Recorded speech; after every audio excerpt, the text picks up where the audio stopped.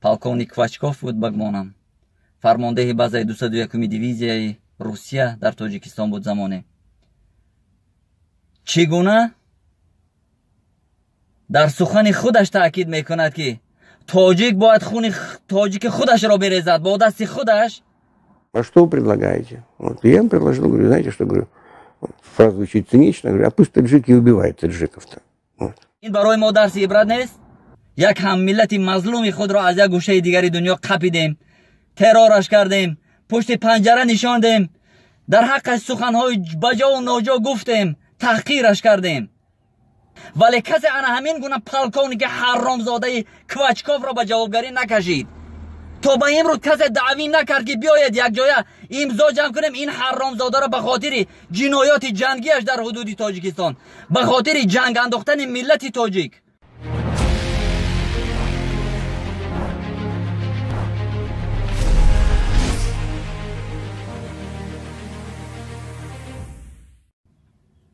гурӯҳҳое пайдо шуданд ки бо фитнаҳои хеш мехоҳанд боз нифоқро дар байни мардуми кишвари мо пайдо созанд. боз ҳам ба он як шарораи маҳалу маҳалгароие ки дар байни дилхоҳ мардуми минтақаҳои кишвари мо ҳаст, ба он шарораҳо равған мепошанд то он аланга бигирад. ҳатто дар саҳифаи сомонаи Википедия як сомонаи иттилооти аст, шумо бихонед дар бораи минтақаҳо ва маҳалҳои Тоҷикистон. дар он ҷо возеҳ касе тайёр кардааст, навишта ки аз солҳои 50-уми асри 20, яъне солҳои 1950-ум 55-ум ҳамин хел аллакай дар Тоҷикистон сари қудрат омадани намояндагони як маҳал сар шуд.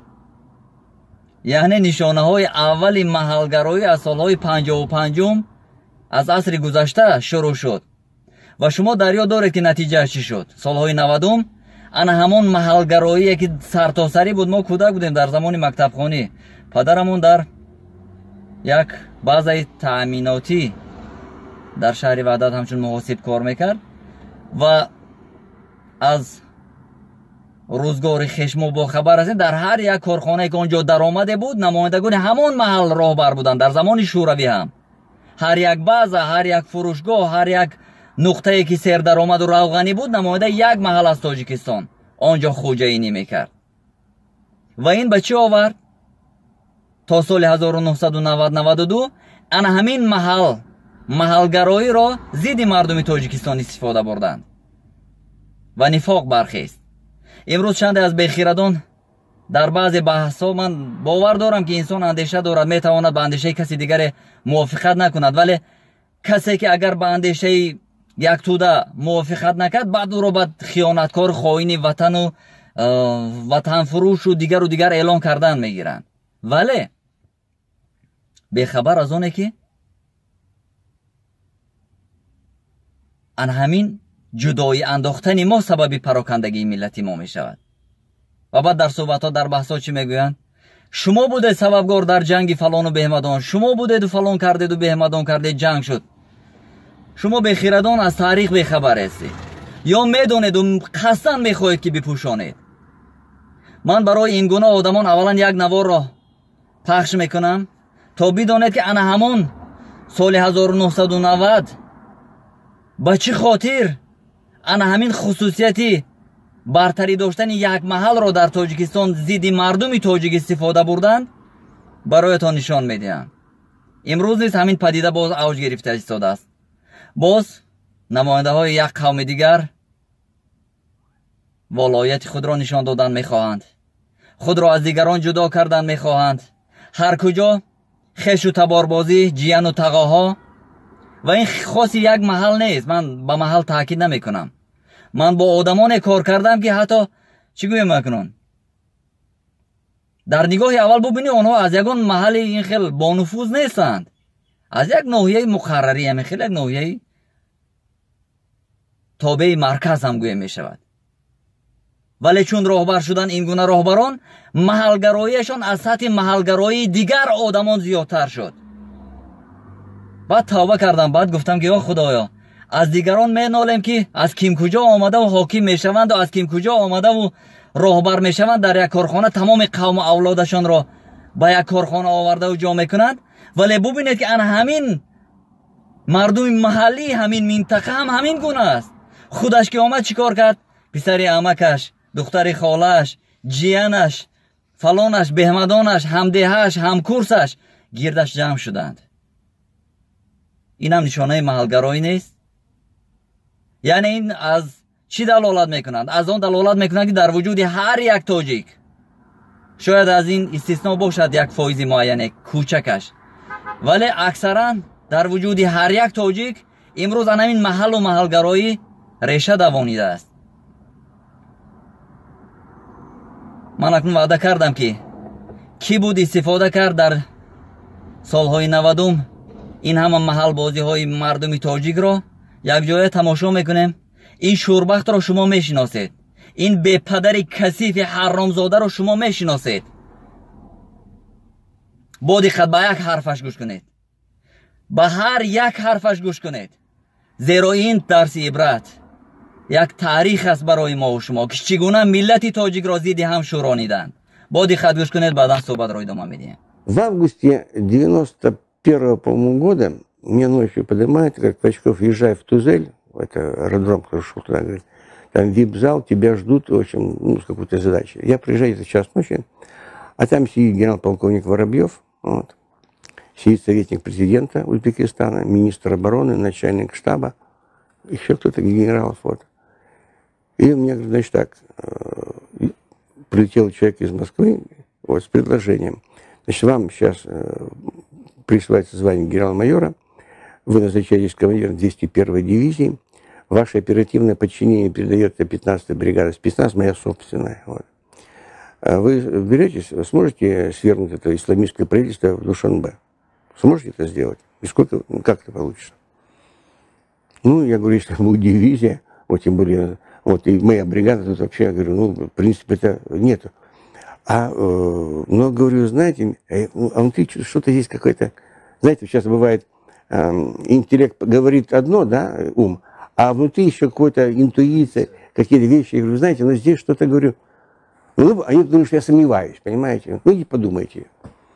Дали в другую комнату, я вышел, думаю, так вот. И уже минут за 15-20 разложил ситуацию, то, что это делается легко, это легко делается, понимаете? Не совсем уж легко, но это делается, ну, 15-й бригада спецназа, отвоевавшая в Афганистане, понимаете? 201-я дивизия, которую я уже в это время, ну, знал, что это за дивизия. Куда? Дивизия, бригада спецназа, черту рога сломается, понимаете? Вот. Ну, я так вышел, вот, мне потом Ахмедов часто попрекал эту фразу мою. Вы знаете, что говорю? Вот сейчас там имеются Вовчики и Юрчики. В течение суток, ночи, вот, или дня, неважно, лучше ночью, конечно. В течение ночи мы это правительство поменяем, ну, достаточно уверенно вам говорю. Больших проблем не будет. Вот. Но как только утром будет объявлено, что это правительство свергнуто, и пришел, неважно кто там, какой-нибудь человек, у этих и у Вовчиков, и у Юрчиков появится один враг – российский солдат. Потому что всем будет ясно, что мы, российская армия, фактически свергли это правительство и поставили свое. Вот что, говорю, будет в результате вот этой спецоперации, которую, безусловно, можно было бы провести, ну, я скажу, без большого особого труда. Вот. А что вы предлагаете? Вот. Я им предложил, говорю, знаете, что, говорю, вот, фраза звучит цинично, говорю, а пусть таджики убивают таджиков-то. Вот. Если им надо это правительство, пускай они его и ставят. И завоевывают кровью своей это правительство. А мы, согласно нашему руководству по боевому применению, мы готовы организовать это движение, как я вам говорил в самом начале нашего разговора, и мы это сделаем. Вот. Он звонит в Москву, и при всей моей, мягко говоря, отвращению к Гайдару, ему позвонили, спросили, он сказал, что он, Квачков предлагает это, вот такой вариант. Ну, сколько времени он просит? Мы так прикинул, говорю, 3 месяца. Вот. В ноябре Душанбе был. Вот. Уже был создан Народный фронт Таджикистана, были созданы соответствующие отряды и так далее. ин ҳаромзодаро шумо шинохтед акнун ба гумонам. полковник Квачков буд багмонам.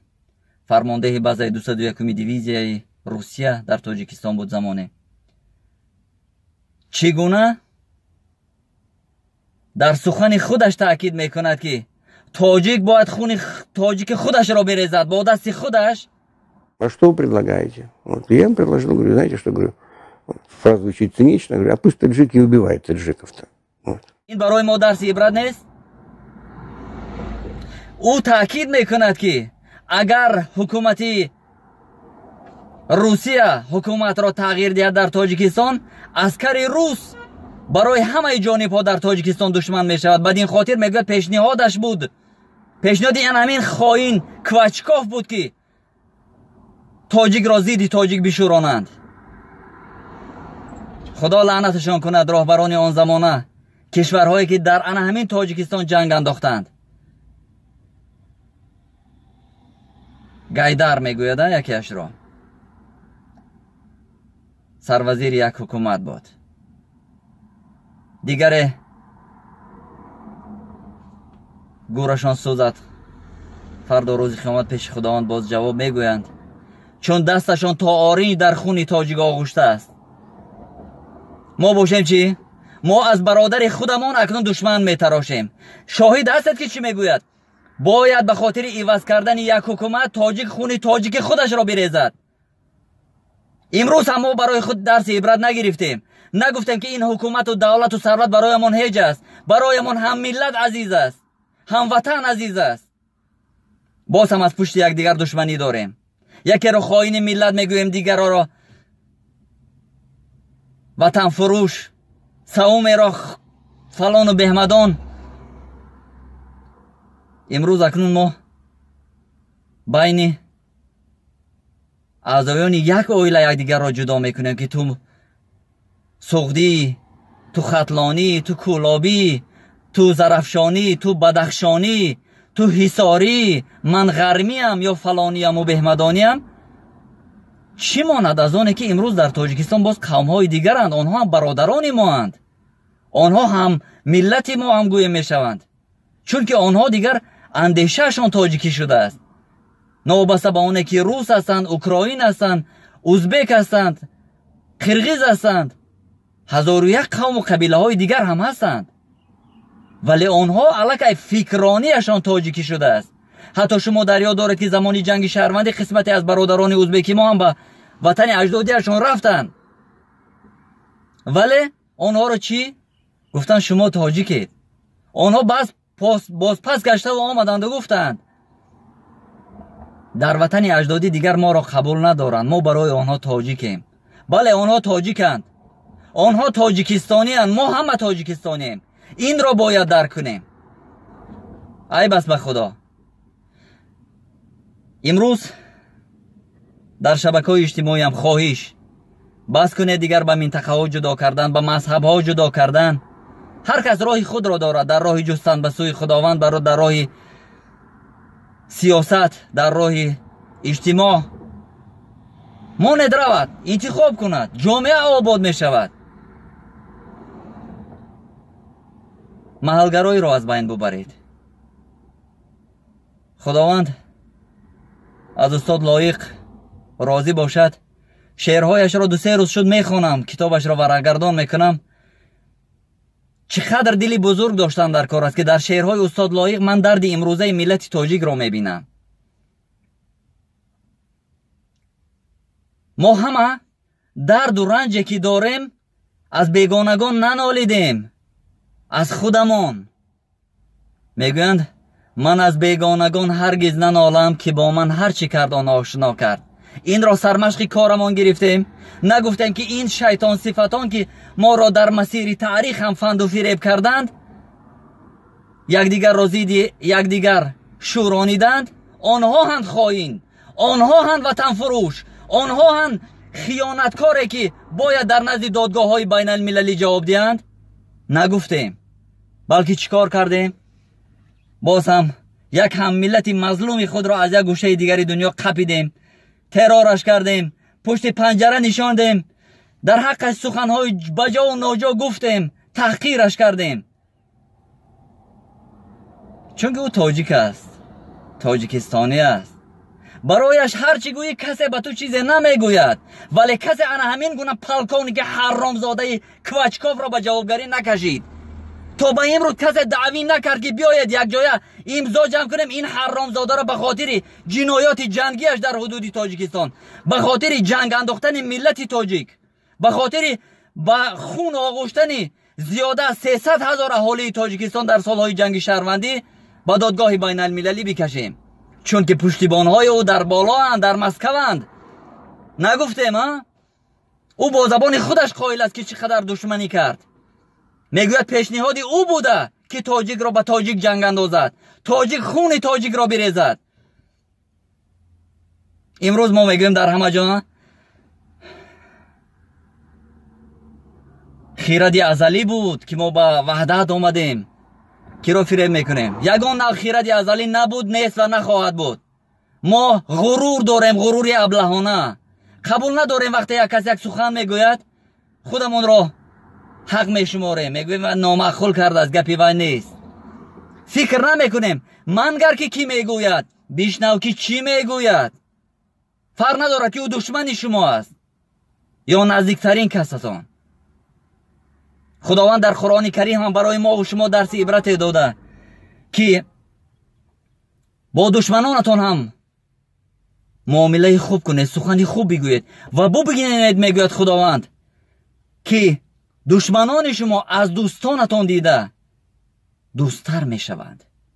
امر خداوند است، امر یگان بنده نه. خداوند امر کرده که اگر شما هم ملت خود را دشمن می حسابید، امروز با سخن دوستانه با راه مدارا با اون مراجعت کنید، مراسا کنید. من تاسف از آن میخورم که این ملت ما از تاریخ درس نگرفت. در مسیر تاریخ کدام یک نابغه، کدام یک بزرگوار، کدام یک هویت ملی داشته را داشتیم از دست دادیم. واسه قهرمان ما که ها مردمی که درگیردش بودن به خاطر آن که به ظلم امیر روبرو نشوند و امیر از آنها به خشم نآید، دست و پایشان را بسته تسلیمش کردن به نوکرانی از امیر. امروز هم ما باز نفاق می اندازیم، باز هم از یکدیگر دشمن می تراشیم، ولی باز در تمام رسانه ها روز وحدت ملی گویان دعوی ها می کنیم، در حالی که وحدت ملی را نمی بینیم. فقط در نام مانده است، دروغ می گوییم. برای در واقع به وحدت ملی دست یافتن امروز از خود گذشتن در کار است. امروز منفعت های ملی را بالاتر از همه چی گذاشتن در کار است. با همین یک بیت استاد لایق صحبت را به پایان میرسانم. خیلی صحبتی طولانی شد، من معذورم از شما، ولی به هیجان آمدم. از این همه برنامه هایی که میشنوم به خدا عصبم ویران شد. از این همه نگاشته هایی که در شبکه‌های اجتماعی تا چند ماه اخیر دیده ایستادم، دیگر تاب و توان نداشتم که نگویم چیزی.